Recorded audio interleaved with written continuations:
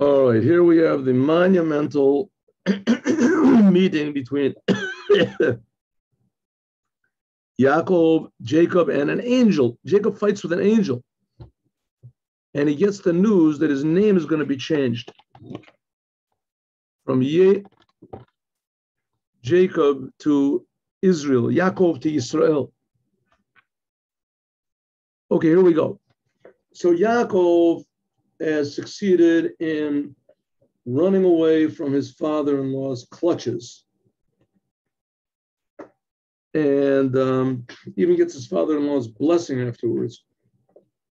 And now he has all these 4 wives and flocks and maidservants and manservants and oxes and camels, sheep. Sheep is the main thing, a lot of sheep.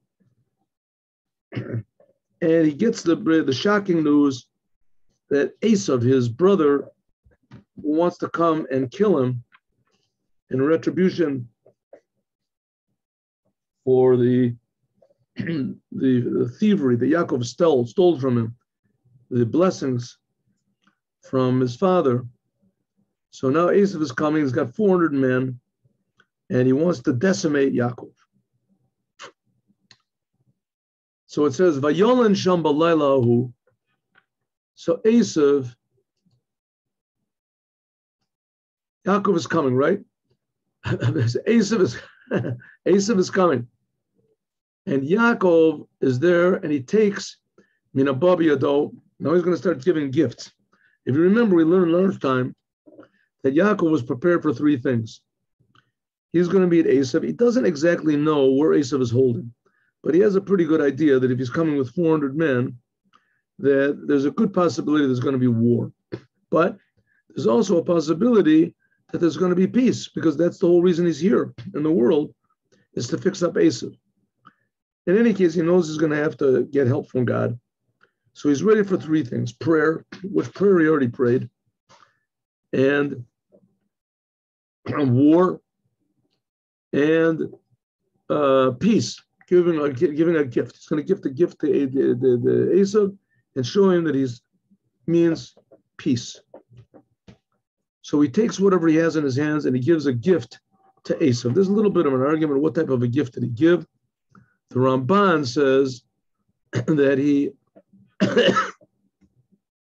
gave sheep and flocks. That's what he sent. Because now it's not the time to send money or jewelry or things like that. That's what he says. The BalHaTurim says no, that he sent him precious stones, that a person can wrap them up in a bag in his hand. Says that's what it means. A mincha, it means avanim. He sent them precious stones. Rashi says he took a babi yado. He took whatever was in his hands. Said whatever he had, he took and vayikach et kol artzo miyado. He took, in other words, what was in his possession. Midrash Agara means that he sent to him precious stones and diamonds, jewels, that a person wraps them up and carries them in his hand. It says habab yado, which is in his hands, not like what the Ramban said. Another explanation, whatever was in his hand, namely, he did take from the sheep. He took from the mundane sheep, that he took 1/10 of them. Like it says, and then he removed 1/10 of them, and then he took a mincha up, some of it, and he gave it to Esav. Whatever it is, what's he going to send him? Listen to this. He sends him 200 goats and 20 female goats and 20 male goats. Sheep, 200 sheep and 20 male sheep. From this, he says he learns, Rashi is a big Rashi over here. He learns that if you want to mate these animals, so you have to have 1/10. In other words, you have a 10, for every 10 female goats, you have to have 1 male goat, and etc. And so it is here. milking camels and their children, 30. Cows, 40. Female cows, 40. Bulls, 10. Female goats, 20. Female donkeys, 20. And male donkeys, 10. Right, in other words, Rashi says this is in order to provide each one with a mating. For the maximum success in mating, is that's how you should have. So that's what he sent them. Okay. So he says, the Or HaChaim says like this, I heard from my, if you look over here, very interesting also, the BalHaTurim points out that the last letter here is mem. Mem, mem, mem, mem, mem, mem, mem, mem. How many mems are there? 1, 2, 3, 4, 5, 6, 7, 8. Anyway, he makes a calculation there. Why do you have to have 8 mems, and then how much it adds up to, etc. And this is a hint at the subjugation of Yaakov. Says the whole thing is a mem, etc. Okay. I heard, says the Or HaChaim, I heard from my master that Yaakov intended with this the numbers that he sent of animals, like the numbers would be Sa'ir. Sa'ir, 300, 580. That's the number of also Tokef. 500, Tokef means power. Now Sa'ir, that's sort of like another name, the home ground for Esav. And Tokef means power. Therefore, he set exactly these many goats and sheep and etc. He sent them 440. Camels, he sent 30. 440 and 30 is 470. 470. And with all their children, that's 60. Yeah, 440. So it goes 440 and another 60, that's 600. And with their 60 children, something's wrong with it. Anyway, also 500 cows and bulls and cows, and 50 donkeys, male donkeys and female donkeys. So it comes all, if you add it all together, it comes out to be Tokef. Tokef, which that's the numerical value of 580. And that's its numerical value of Sa'ir, is also 580.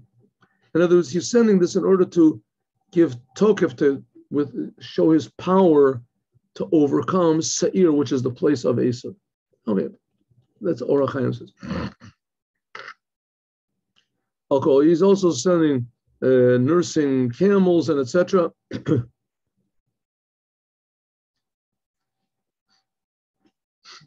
Okay, now he put this in the hands of his servants, each group alone, Eidu Levado. And he said to his servants like this,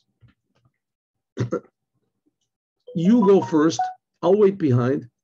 You go first and put a space between each and every group. So there's like 4 groups there's going to be, and there'll be a big space between each and every one. In other words, the sheep are alone, the goats are alone, right? The sheep and the rams are alone, the goats and the male and female goats, that's alone. The camels are alone, and the donkeys are alone. And I will go after you and put a space between each one of them. What do you mean space between them? Put like a space as far as the eye can see. In other words, as soon as he sees one big group coming, all of a sudden over the horizon, he'll see the other one coming. or from behind the mountains or whatever, around the bend. So in order to satisfy the view of this evil Esav, and they'll be satisfied with this big gift that I'm sending to him. He'll be impressed to some degree. BalHaTurim says, you put revach, pain eder later, revach, this is going to be used later on, this word revach, in the miracle of Purim, where it says, revach v'hatzalah yamod liYehudim. Mordechai says to Esther, go and talk to the king. Achashverosh, that's your wife, that's your husband, you're his wife. Save the Jewish people. Said, listen, she says, I can't go in. I can't go in on my own. I have to be called, and I haven't been called already for a long time. So maybe find somebody else. So he said, I will find somebody else. And Revach v'Atzalaya amud liYehudim mimakom acher. Someone else will save the Jews, but someone for sure is going to save them. And finally, Esther says, okay, I'll go. This hints at the future generations that there'll be Sheyidnu doret l'sareim. There'll be savior for that's the word revach. So the revach that Yaakov said to put between one flock and the other flock, this revach is the empty space, also means like a rest from your enemies, revach.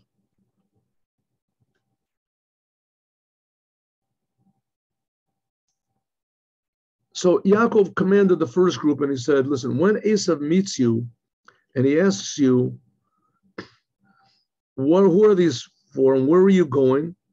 And what are these in front of you? In other words, the second group.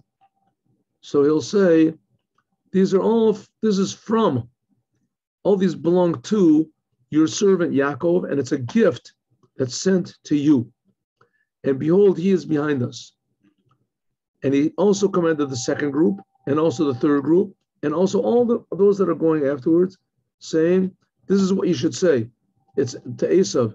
Whenever you find Esav, say, all of these flocks, these sheep, they all belong to Yaakov, and now they belong to you. He's giving to you a nice gift because he loves you. He's been so far away from you.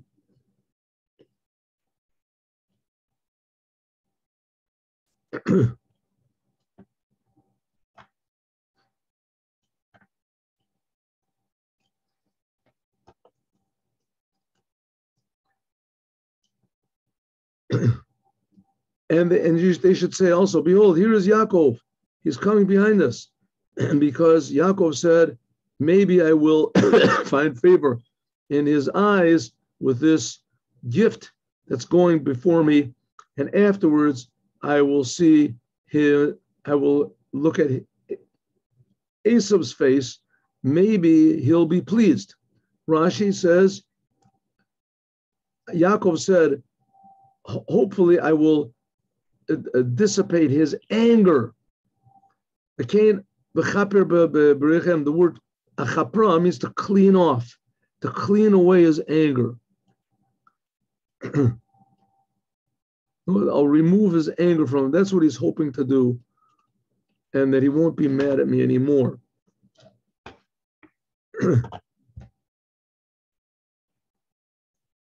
So all this gift passed in front of Yaakov, and Yaakov was there alone in the camp. They all passed before him, and he was there, remained there alone.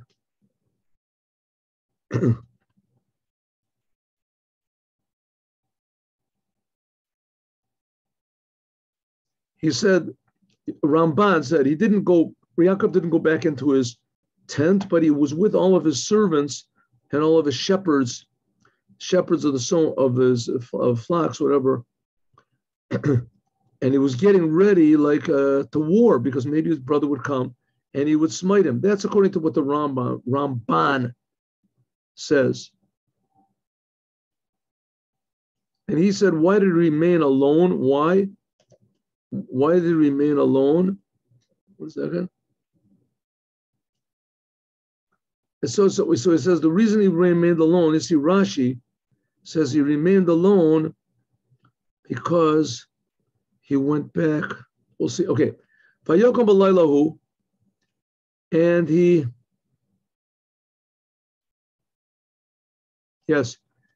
went and he took his 2 wives and his 2 maidservants, Bilhah and Zilpah, and his 11 children.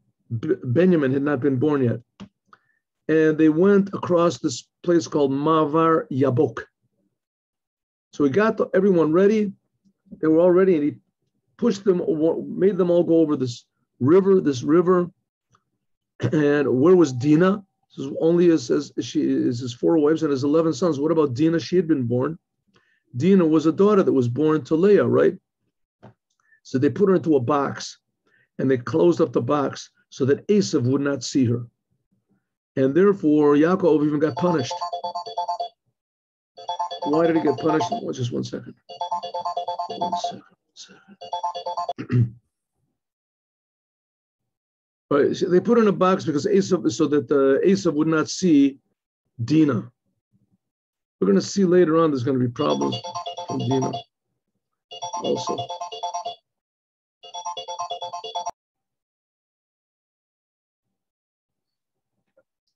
All right, so they take them over this river, which is called the Yabok. Where is this river? Yabok. Where is it? It's the name of a river.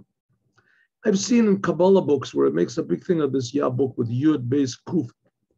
What exactly it is, 113, 112, but I don't, tell you the truth, I don't remember what exactly it was. Maybe I can look it up. I want to look, we're going to go to the Kli Yakar. I want to look at the Kli Yakar a little bit, because he has sometimes some very beautiful things.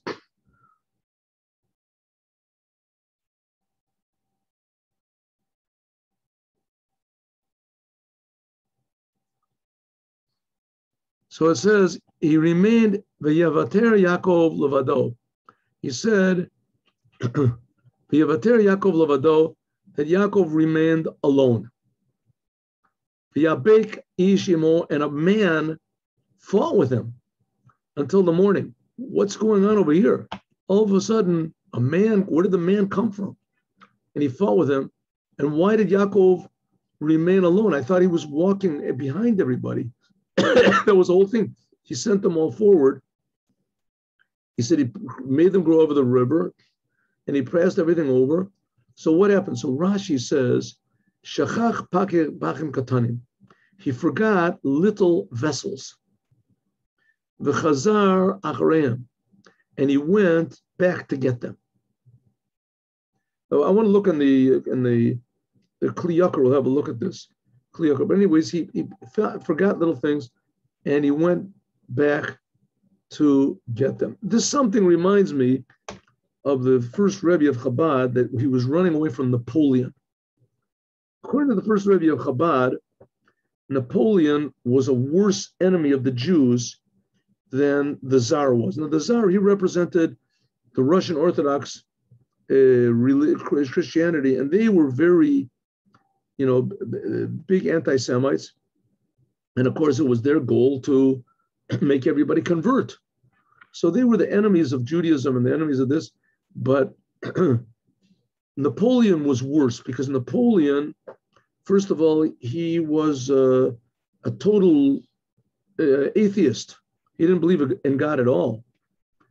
And he was tempting the Jews not with punishments and things like that, like the church was, but rather he was tempting them. And with this, the Jews were assimilating.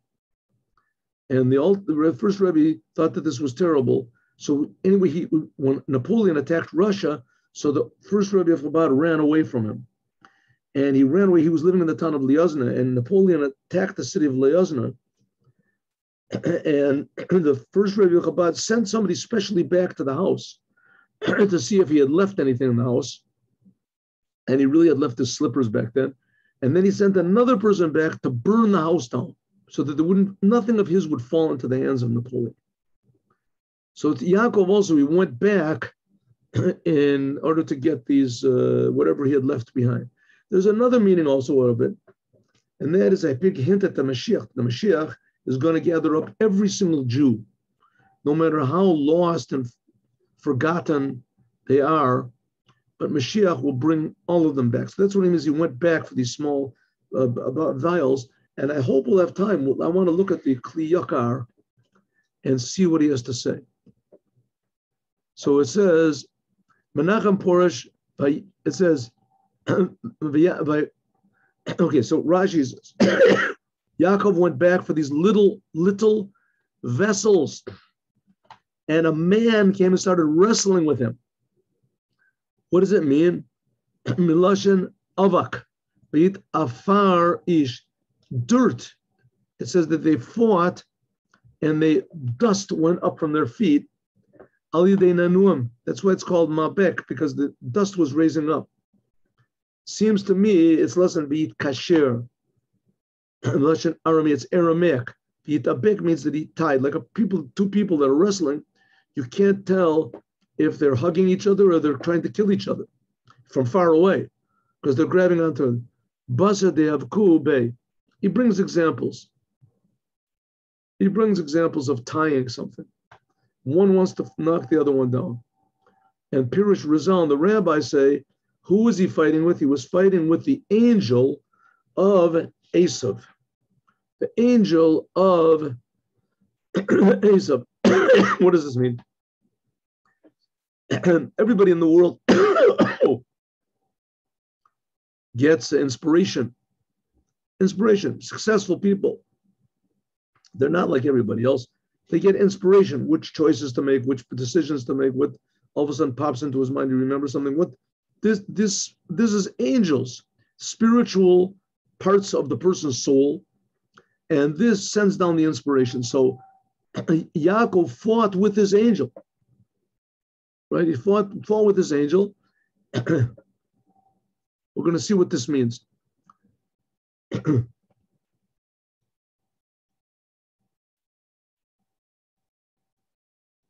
Vayar, so he saw Kilo Yachalo. So he saw that he could not defeat him. Who could not defeat him? That the angel saw that he could not defeat Yaakov. Vayiga b'kaf yerecho. So he hit his thigh. V'tikach kaf yerech Yaakov be'avkoeno. And so he dislocated the thigh bone of Yaakov. Says Kulius, the big bone of the yerech hatakua be'klibosa, which is inserted into the pelvis, what is the thigh? Al shem, because that the meat that's on it is like a calf. It's like a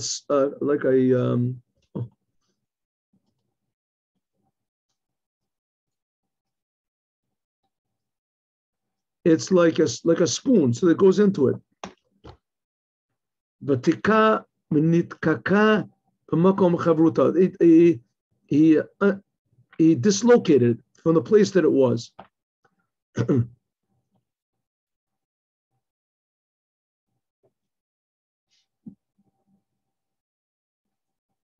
says, how could it possibly be? He says, because Yaakov was doing the will of God.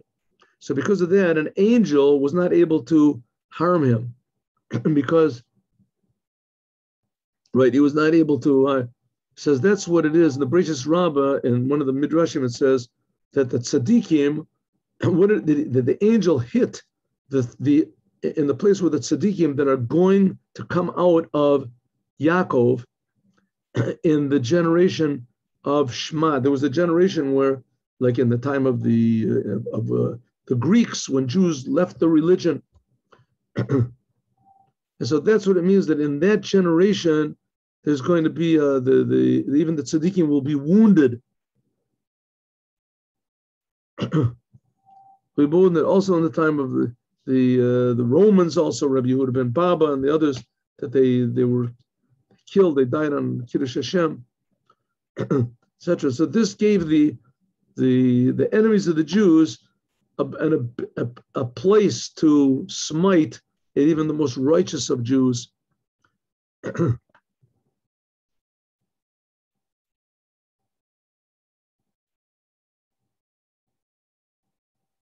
Right, it says that they'd also, he said that they used to burn people to death, and the way they would do it, they would take a big iron ball and light it up, till it was very hot, and they would put it in that place, so that it would make them pain, make them suffer.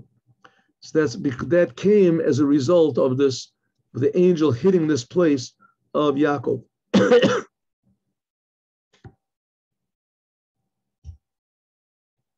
That's what Sforno says also.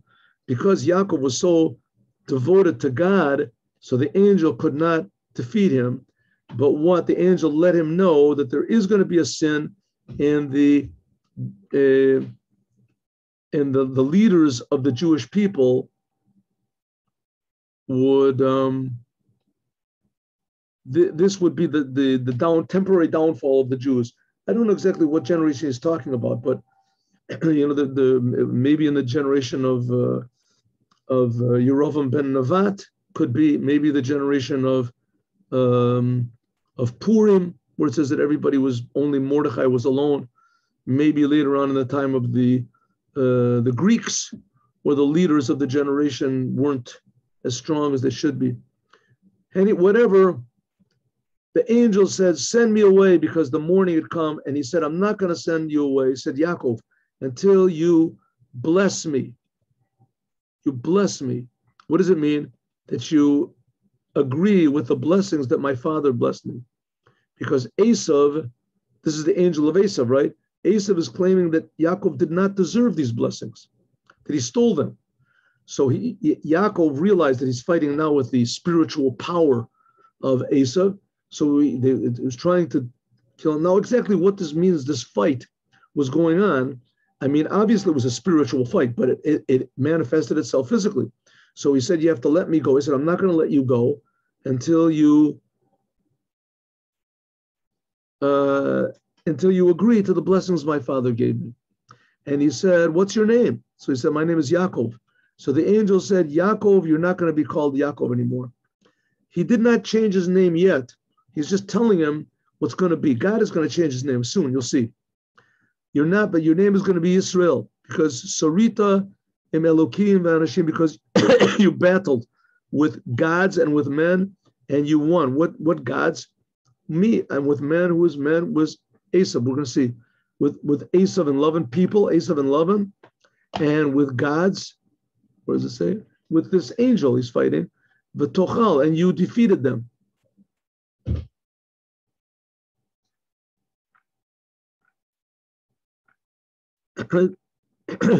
That's when his name will become Yisrael. And Yaakov said, tell me what your name is. And he said, what are you asking my name for? And he gave him a blessing. He didn't want to tell him his name. Rashi, we don't have any set name, said the angel. Our name is changed according to what our mission is that we're sent to do. And that's how we got a blessing. Let's see if we have time. I hope we do. Let's see if we have time to do a little bit of this Kli Yakar. Usually they put the Kli Yakar in this what's called Tatsuga Mishulevet. Yeah, but here's not. I would like to do more because it's very beautiful. This Kli Yakar, he was the rabbi together. There's a lot of stories also about him, but anyway, he was together with the Maharal of Prague. The Maharal of Prague, Rabbi Yehuda of Levi. The Maharal of Prague is famous for making a golem, for creating a human being that couldn't speak. His name was, what was it? Reb Shlomo Lukshitz. Huh? Lukshitz? Yehuda Shlomo. Anyway, Yaakov remained alone, and he fought with his man until the morning. It says like this. There's so much more beautiful, but we'll see. We'll just do one. Regarding this battle that Yaakov, there's a lot of opinions. Exactly what happened, because you can see this whole thing is veiled in secrecy. It doesn't say in the Torah that he fought an angel. It just said that he fought with a man. And it doesn't even say who the man is. So there's a lot of Hem Katsara Ora Orech Ayurios says there's not enough paper and parchments to write all of the opinions and all of the different explanations of what exactly happened.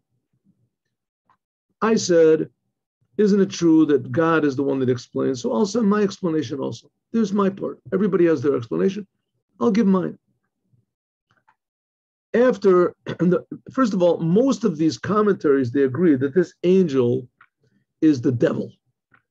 This is the prince, the spiritual chieftain angel of Esav, which is also called Samal Esav.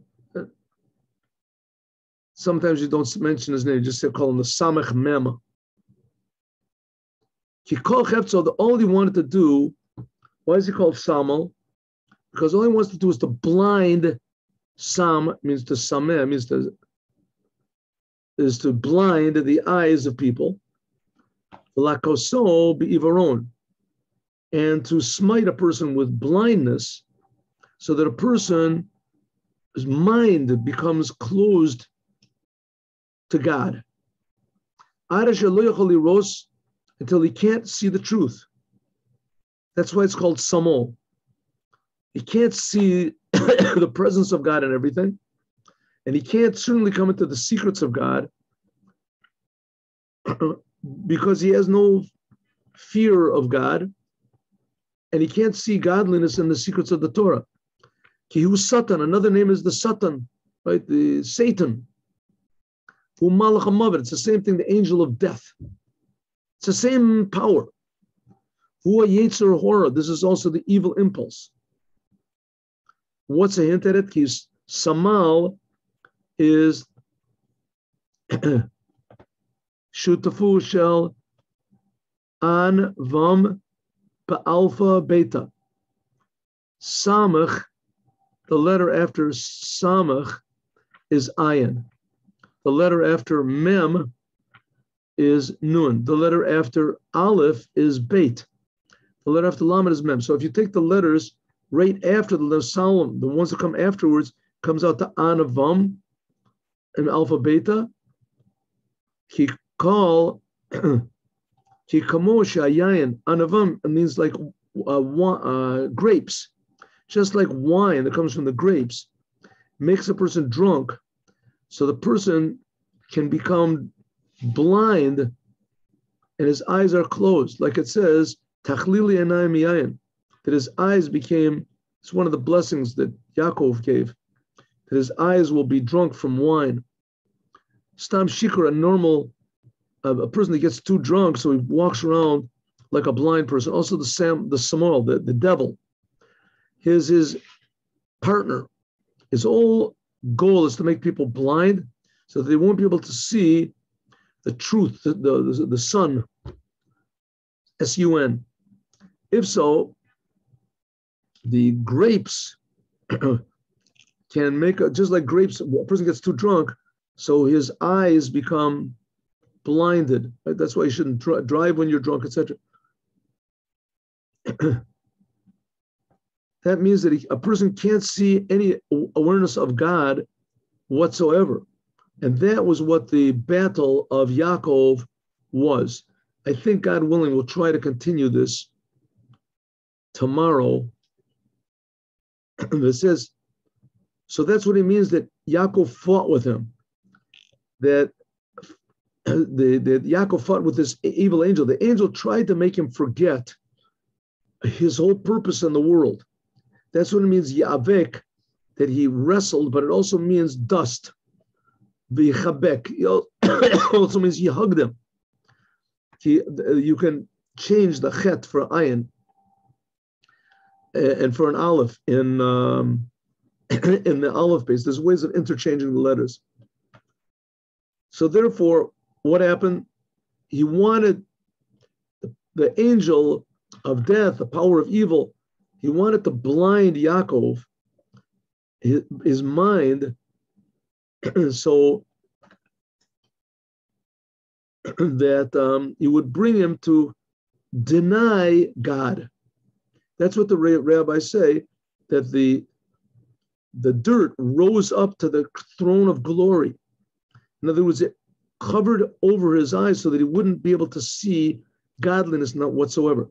Now, this is basically the big enemy of Judaism. The big enemy of Judaism is that the message of Judaism to the world is that God is creating everybody and that God cares about everybody and that people can repay God by the Torah.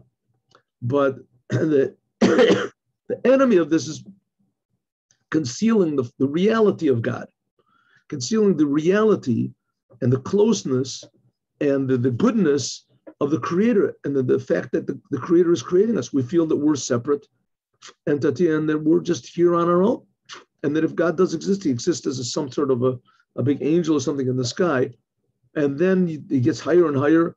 So it's like a person that's blind. He can't see what's in front of us. So this is the battle that Yaakov is fighting for the Jewish people. The Jewish people should be able to see godliness. That's all the idea of Chassidut, especially Chassidut Chabad, is that you can see godliness in everything. That God is not a thing.